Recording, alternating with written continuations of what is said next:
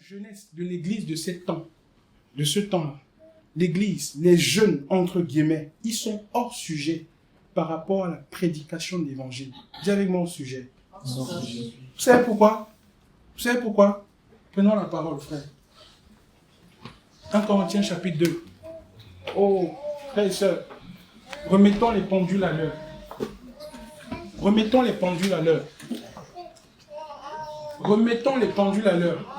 Il faut changer, renouveler l'intelligence pour comprendre c'est quoi l'élévation et la gloire selon le Seigneur. Pourquoi est-ce que... Parce que c'est terrible, frère. C'est terrible. Jacques, le texte dans Corinthiens, nous prêchons Christ crucifié. C'est terrible, frère, de voir comment les gens se comportent aujourd'hui dans l'église. À partir du premier verset. C'est 1 Corinthiens, chapitre 2, à partir du verset 1. Pour moi donc, mes frères, quand je suis venu chez vous, ce n'est pas avec une supériorité de parole ou de sagesse. Non, ce n'est pas avec une supériorité de parole. Vous voyez comment ça mélange des vidéos, ça forme le bon français, la hauteur, oui, pour que tout soit beau, sublime. La campagne de l'imagerie aujourd'hui, qui crée de la concurrence entre les enfants du Seigneur, toutes ces choses-là, vas-y mon frère. De sagesse, que je suis venu vous annoncer le témoignage d'Elohim. Car je n'ai pas eu la pensée de savoir parmi vous autre chose que Yeshua Mashiach. Je n'ai pas eu la pensée de savoir autre chose parmi vous que Christ. Et Yeshua Mashiach, vas-y. Et Yeshua Mashiach crucifié. Crucifié. Je n'ai pas eu une autre pensée. Ça veut dire, frère, que les apôtres, du matin au soir, respiraient la crucifixion de Christ. Amen. Vivaient la crucifixion et la résurrection de Christ. Du matin au soir, s'il y avait un verre d'eau à boire, c'est que Christ est mort, il est ressuscité. S'il y avait un plat de nourriture à prendre à midi, c'est que Christ est mort, il est ressuscité. S'il y avait quoi que ce soit à faire, frère, c'était la vie par la mort et la résurrection de Christ. On ne vivait pas par le loyer qu'il fallait payer, ni par l'école, ni par le visa. C'est pas par ça qu'on vivait. C'est pour ça que ce faux évangile, cette fausse prédication de ce temps, plonge les jeunes dans le péché. L'église est remplie d'impudiques. Le taux d'impudicité a augmenté entre l'époque de nos pères et ce temps. Des pasteurs divorcés, remariés, des gens qui couchent entre eux dans le groupe de louanges. Vous prenez le responsable du groupe de louanges, il a couché avec toutes les sœurs qui sont là. Les anciens entre eux s'échangent les femmes. Que dirais-je encore?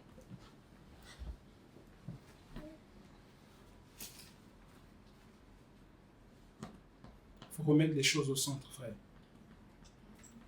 Il faut remettre les choses au centre. C'est grave. C'est grave. C'est grave. Je vous dis la vérité. Nous étions à Fès la semaine passée. Les frères peuvent vous dire ce que nous avons trouvé là-bas.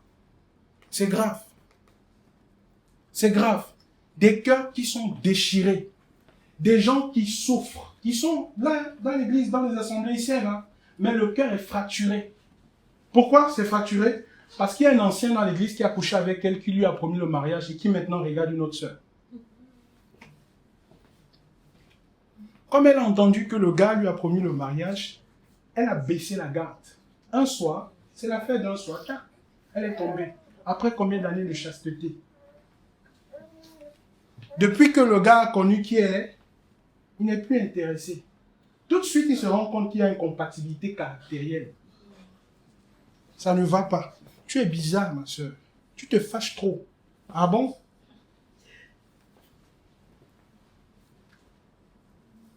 C'est terrible. C'est ce genre d'évangile-là. L'évangile bonbon, gadget, à 2 balles. C'est ça qui est prêché aujourd'hui. Je vous dis, si j'avais l'occasion de réunir les pasteurs, je leur dirais ça. Il faut changer le message. Parce que c'est grave. Il y a tellement de secrets. Les gens gardent tellement de secrets. Ils marchent avec les secrets dans leur cœur. Vous voyez les chrétiens, tous les dimanches, ils sont à l'église. Ils ont tellement de secrets en eux. Si vous ouvrez ça, vous allez entendre des choses terribles. Terribles. Frère. Oui. Je ne parle pas, je n'invente pas. Je parle des choses que j'ai entendues. Entendues. À Fès, nous avons fait de l'écoute. Nous avons reçu les sœurs. Allez écouter ce qui se dit. Des choses terribles, frère. Terribles. Il faut réparer. Il faut recentrer le mariage. Les gens se régalent. Même ici, hein, vous voyez, on se régale là, comme ça, là. La Bible dit que quand les enfants du Seigneur se réunissaient, Satan venait. C'est dans les réunions comme ça, là. Pendant qu'on est ensemble, on loue le Seigneur, les gens se régalent pour savoir qui peut correspondre avec moi. Dis avec moi, hors sujet. Hors sujet. Je dois vous dire la vérité, frère. C'est dans les réunions comme ça, c'est pas dehors que le péché se conçoit. C'est en pleine réunion. Oui. Des gens se saluent. Des gens s'embrassent. Des gens se régalent pour savoir, oui, est-ce que ça peut aller après? Est-ce qu'après on peut se voir? Est-ce qu'après, des motivations dans les cœurs? Si le Saint-Esprit ouvrait tous les cœurs ici, vous allez voir. Peut-être que quelqu'un va rentrer dans le sol. Ce n'est pas un jeu, frère. Ce n'est pas un jeu. L'église de ce temps est malade. C'est grave. Elle est malade bien comme il faut. Bien comme il faut. Où sont passés ces frères intègres, fermes, solides, ces sœurs intègres dans le Seigneur, solides, qui ne chancellent pas. Cela est la conséquence de la qualité de l'évangile qui est prêché aujourd'hui. C'est la conséquence. C'est ça, ça produit ces chrétiens-là. Chrétiens fast-food. Ils ont la foi fast-food. Un temps, elle est zélée. Toutes les portes sont fermées. Le lendemain, tu lui recroises la même sœur, elle est dans. Qui vous a dit que c'est comme ça que ça se passe avec le Seigneur? Vas-y mon frère, allons-y ensemble. Et je suis venu chez vous dans la faiblesse. Je suis venu chez vous dans la faiblesse. Dans la faiblesse. Je suis venu vers vous dans la faiblesse. Ça veut dire que les apôtres étaient aussi faibles. Ou pas? Ils étaient aussi faibles. Vous savez, le genre de ministère qu'on nous présente aujourd'hui, c'est que des hommes qui sont toujours forts. C'est que des gens qui sont toujours... Ils passent d'abord dans le... Comment on appelle ça? Dans la loge. On met un peu de fond de teint. Ils passent devant la caméra, toujours fort. Toujours bon. Oui. C'est l'homme de Dieu, c'est le pasteur. Manpower. Dis avec moi au sujet. Vous savez, frère, on est tous frères. D'abord. On est tous enfants d'un même père. D'abord, dis avec moi d'abord. Avant que quoi que ce soit ne suive. On peut aussi avoir des faiblesses. On peut aussi avoir un peu d'humilité pour se repentir. Et je vous mets au défi, allez regarder les serviteurs du Seigneur qui se repentent. Ce n'est pas parce que la repentance manque. Beaucoup pêchent. Beaucoup pratiquent le péché. Mais très peu se répandent. Tout ce qu'ils veulent, c'est que ce soit les chrétiens qui soient prêts à se repentir. Une autre soeur est venue m'exposer son problème. Elle est dirigeante dans une assemblée. Elle me dit qu'elle est tombée. Et elle dirige, hein, elle sert à la chair. Elle est tombée avec un frère. Ils ont géré l'affaire en catimini, derrière, dans un collège d'anciens. Je lui ai dit, ma soeur, c'est pas comme ça que ça se passe.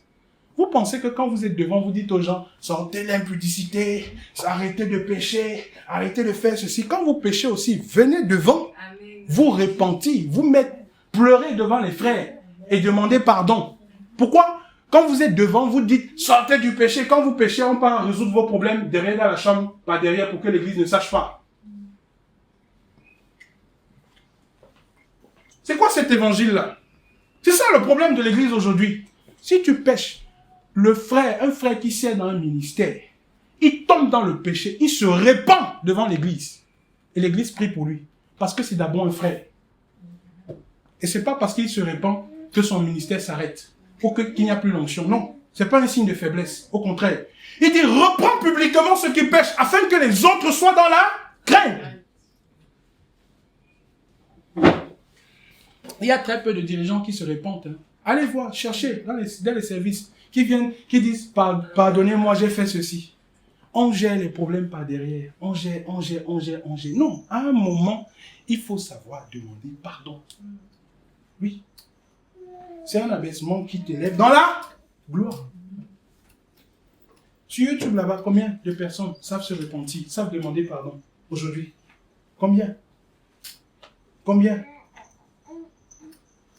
Surtout quand c'est des actions qui sont répétitives. Le même pasteur fait les mêmes choses, ça fait beaucoup de temps. Et tout son cercle rapproché sait. Personne ne dit rien. Conséquence, vous savez ce qui se passe? Quand la parole dit ne soyez pas nombreux à enseigner, parce que dans les temps comme ça, dans les services, il y a une onction qui se dégage. Il y a une puissance du Seigneur qui se dégage de par la consécration du frère qui fait le service. Ça veut dire que si le frère qui fait le service, il est impudique, tous ceux qui sont là, si vous n'êtes pas fort, ce qui se passe, c'est que vous recevez l'esprit d'impudicité. Est-ce que vous me comprenez, frère? C'est pour ça que même dans les réunions comme ça, quand tu viens, tu t'assois, tu dis, Seigneur, garde-moi. je ne veux rien recevoir d'autre que toi. Alléluia. Ça veut dire que si dans une réunion comme ça, il y a un autre esprit qui se dégage, Seigneur, garde-moi de ça, ça ne me touche pas. Je ne veux tout ce que je dois recevoir ici, que ça vienne de... Il faut toujours prier, oui. Oui. Parce que si le frère qui exerce, qui fait le service, il est dans l'impudicité, s'il est dans la masturbation, la pornographie, conséquence, 80% de tous ceux qui l'écoutent vont être dans ça. Mais sauf que ça va être dans la cachette. C'est comme deux personnes qui se croisent, ils ont le même problème, mais ne parlent pas de ce problème-là. Jusqu'au jour, l'autre dit, ah, vraiment hier, moi j'étais attaqué. Ah bon, toi aussi? Moi aussi j'étais attaqué. Ils ont le même problème. Parce que ça vient de quelque part. C'est pour ça qu'il faut faire attention, frère. C'est dans les réunions d'assemblée que les choses se transmettent. Tu viens, tu es tranquille, tu rentres à la maison, tout d'un coup, tac, tu as envie de te masturber alors que tu sors d'une réunion de prière. Oui! Parce que tu as reçu une flèche. Allons-y, mon frère. Je suis venu au milieu de vous dans la faiblesse. On peut aussi être dans la faiblesse, oui. Dans la crainte et dans un grand tremblement. Dans la crainte et dans un grand tremblement. Continue, mon frère, continue. Et ma parole et ma prédication n'ont pas été en parole persuasive de la sagesse humaine. Ma parole et ma prédication n'ont pas été en parole quoi? Persuasive. Persuasive de la sagesse humaine. De la sagesse humaine. C'est-à-dire que tout ce que le frère a dit, c'était pas une question de parole seulement. Il y avait quelque chose derrière. Continuons, mon frère. Mais en démonstration d'esprit et de puissance. En démonstration de quoi? D'esprit et de puissance. Il était dans la faiblesse. Oh, c'est dans cette faiblesse-là qu'il était. Mais c'est dans la même faiblesse que la prédication a été faite dans la démonstration d'esprit et de puissance. Frère, ce n'est jamais quand vous êtes fort que le Seigneur vous utilise. Jamais. Le Seigneur, il va au sens inverse. Si vous voyez quelque chose dans le monde qui monte, sachez que le Seigneur, il descend. Si vous voyez quelque chose dans le monde qui descend, sachez qu'avec le Seigneur, ça monte. Les chemins ne se croisent pas. Parce qu'il a dit que le monde vous haïra. Le monde aime ce qui est à lui. Oui, si vous êtes du monde, le monde vous aimera. Il aime ce qui est à lui. Le monde aime ce qui est à lui, mais nous ne sommes pas du monde. C'est pour ça que le monde ne nous aime pas. Le monde n'a pas aimé notre grand frère, Jésus. Donc le monde ne peut pas nous aimer. Frère. Et on n'a donc rien à voir avec le monde. On s'en fout des choses qui se passent dans le monde. C'est pour ça que quand je vois des chrétiens qui prient pour que le monde devienne meilleur, vous retrouvez des chrétiens qui matin au soir, ils prient. Seigneur, fais que la nation devienne comme ça. Fais que les guerres cessent dans le monde. Fais que... Il y a des sujets de prière qui sont hors sujet, directement hors sujet. Vous savez pourquoi? Parce que ça va être de plus en plus mal. Les choses vont davantage s'empirer. Oui, ça choque, c'est la vérité. N'attendez pas que les choses soient meilleures. Ça ne deviendra pas meilleur. Plutôt, travaillez à ce que votre vie, votre intimité avec le Seigneur soit meilleure. C'est ça l'essentiel. Ce monde-là, celui qui l'a fait, il s'occupe. C'est pas Satan qui le gère. Il a donné les royaumes de la terre à Satan. Mais Elohim, il règne. Il est assis sur le trône. Il contrôle le monde. Il sait les choses qui se passent. Sauf qu'il a réservé un jour que la parole appelle le jour de l'Éternel, où les hommes le verront. Frère, j'ai peur de ce jour-là. Mon assurance dans le Seigneur, c'est que je serai avec le Seigneur assis sur mon cheval quand nous reviendrons au jour de... Amen. La parole dit que le Seigneur vient avec ses saints. Frère, ils veulent voir le Seigneur. Ils veulent voir le Seigneur. Ils vont voir le Seigneur. Ils vont voir le Seigneur. Et nous l'accompagnerons. Nous serons avec le Seigneur. Amen. Au jour de l'Éternel. La parole dit que c'est un jour redoutable. Où le Seigneur lui-même prend l'épée. Où il foule les hommes. Il verse du sang. Il y a même du sang qui vient sur sa robe. On demande, mais qu'est-ce qui se passe? Il dit, je sors de Botra. Dis avec moi Botra. Là où il a terrassé les nations qui voulaient exténuer son peuple. Frère, Église du Seigneur, jeunes, travaillons à rendre notre intimité avec le Seigneur meilleure. Arrêtons les sujets de prière qui sont hors sujet. Il y a tellement de sujets. Vous entendez les gens prier, c'est hors sujet. Oh Seigneur, fais que ce monde redevienne comme le paradis. Tu avais fait le paradis. Je veux, Seigneur, que ce paradis... Tu veux vivre le paradis? Continue, mon frère. Verset 5. Afin que votre foi ne soit pas dans la sagesse humaine, mais en la puissance d'Élohim. Que votre foi ne soit pas dans la sagesse humaine, mais dans quoi? La puissance d'Élohim. La puissance d'Élohim. Que votre foi soit dans la puissance d'Élohim. Frère, notre foi doit être dans la puissance d'Élohim. C'est pour ça qu'on est dans un temps où il y a un tri que le Seigneur fait. Où les gens se sauvent. Actuellement, il y a une grande vitesse. Les gens ont de plus en plus la révélation du Seigneur. Les gens sont en train de plus en plus de sortir, du moins ceux-là qui l'appellent. Parce qu'il dit que personne ne peut venir à lui s'il ne l'arrache, s'il ne le déracine là où il est. C'est le Seigneur qui enlève. Donc, ce qui se passe actuellement dans le monde, c'est qu'il y a ce grand travail-là où le Seigneur lui-même, il arrache ses enfants du monde pour les faire rentrer à la maison. Parce que le temps est court. Et Satan, parce qu'il a plus assez de temps, c'est comme ça qu'il s'évertue à plonger de plus en plus les gens dans le péché. Homme avec homme, femme avec femme, les femmes avec les animaux, les hommes avec les arbres, ça mélange, ça va dans tous les sens.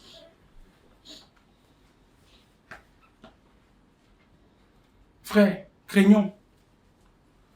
Craignons. Je vous assure, mes frères, craignons. Nous ne savons pas à qui nous avons affaire. Il est redoutable, notre Seigneur. Craignons. Hébreux 4 dit, craignez donc. Faites attention.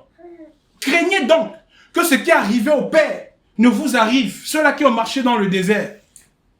Parce que la parole qui leur fut annoncée ne fut pas mêlée à la foi dans leur cœur pour qu'ils vivent. Vous voyez toute cette légèreté? Il n'y a plus de révérence. Il n'y a plus de révérence devant le Seigneur. L'église ancienne n'était pas comme ça. Il y avait une crainte au milieu des frères, au milieu des disciples. Une grande crainte du Seigneur qui s'emparait du peuple. On ne pouvait pas faire n'importe quoi. Tu ne pouvais pas arriver en assemblée pendant que tu loues le Seigneur, tu tapes, tu mets ton Snapchat. Le Saint-Esprit allait te frapper. Oui. C'était pas du jeu. Vous savez combien il a tué Ananias et Saphira? Parce qu'ils ont menti.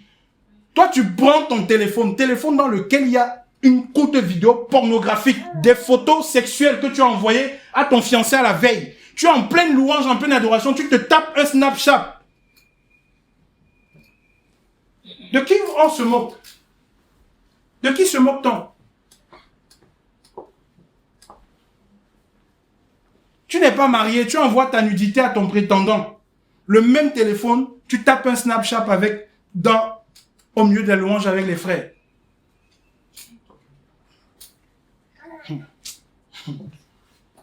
J'ai peur de ce qui arrive, mes frères. Je vous parle parce que le Seigneur me donne de sentir ce qui vient. Vous savez, c'est comme si vous êtes là, vous entendez à des kilomètres. Vous avez l'impression, c'est un peu comme le même bruit que Yahweh a fait entendre aux adversaires d'Israël. La parole dit que Yahweh leur a fait entendre un bruit. Ils avaient l'impression que c'était tout Israël assis sur des cavaliers qui venaient pour les terrasser. Vous savez, c'est comme si vous êtes là, il y a des milliers de kilomètres, vous sentez comme, comme une sorte de puissance en fait qui est en route, mais dans une vitesse terrible. Vous la sentez venir. Vous comprenez? Vous la sentez venir. C'est comme un feu. Mais en même temps, c'est comme le bruit de grands chars de guerre qui sont en train de venir. C'est ce son-là que le Seigneur me donne d'entendre. C'est pour ça que je vous parle comme ça, frère. Parce qu'on est dans un temps où le juste doit se sauver. Le juste doit se sauver dans ce temps, frère. Il dit que celui qui est saint, qui se sanctifie davantage, que celui qui est pur, qu'il se souille. Tu veux pécher, pêche. Tu veux aller avec les femmes, va avec les femmes. Frère, on arrive dans un temps où on ne surveille plus les gens. Si tu veux, rentre chez toi, va chercher une jeune fille, je ne sais pas qui, que tu veux là, couche avec elle, fais le bien. Mais je t'assure que tu affrontes le Seigneur. Tu affrontes le Seigneur. Tu affrontes le Seigneur. Et tu ne sais pas à qui tu as fait. Il dit que nulle créature n'est cachée devant lui. Devant celui à qui nous devons rendre compte. Ce n'est pas un problème. Vous pensez que le Seigneur ne voit pas tout le péché qui est à la surface de la terre? L'hiver va commencer bientôt. L'été va finir bientôt. On va rentrer en hiver. Regardez le nombre de chrétiens dans Casablanca. Des gens non mariés qui vont aller dormir dans leur maison avec des femmes. Regardez. Et ils disent qu'ils sont chrétiens. C'est ça la faiblesse de l'Église.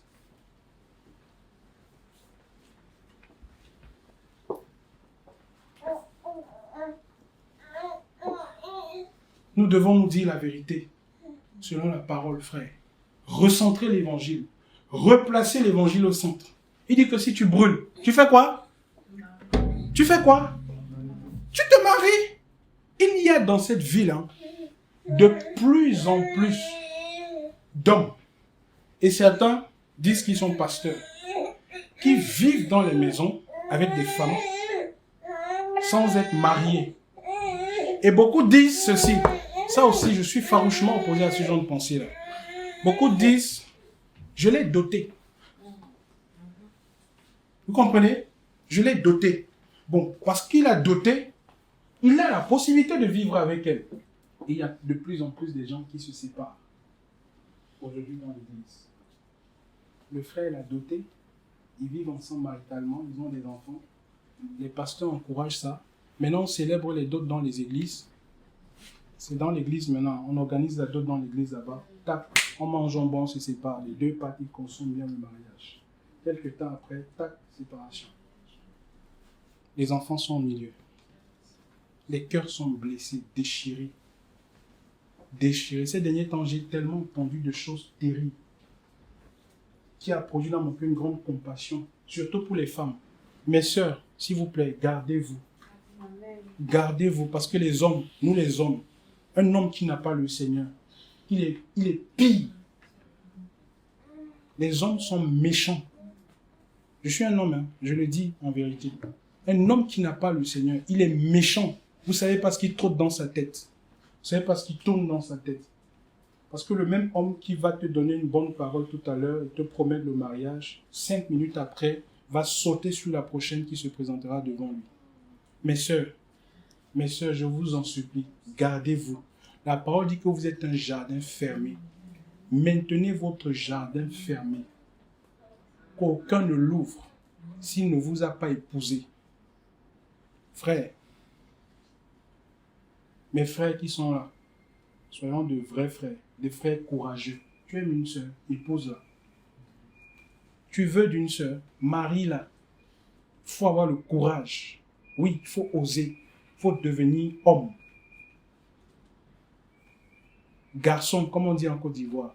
Tu veux d'une sœur, épouse-la. On a créé ce second mariage là aujourd'hui. Ils sont remplis là. Là, à Farah Salam. Ils sont pleins. Ils vivent dans des maisons. Vous êtes mariés? Non, il m'a doté. On est doté. Qui vous a dit que la dot c'est le mariage? J'enfonce le doigt dans la plaie. Je vais vous choquer. Il faut remettre la parole à l'évangile. L'évangile au centre. Il faut remettre la parole au centre. Ce n'est pas un débat, frère. Jamais les apôtres, la parole dit dans Ephésiens chapitre 2, que nous sommes basés sur le fondement apostolique et quoi? Prophétique. Jamais le fondement que les apôtres ont placé dans l'église n'a stipulé que le mariage c'est la dot. Jamais. Je commence par la fin. Si tu es doté avec un homme et que vous vivez ensemble dans la même maison, vous consommez le sexe, tu es dans le péché.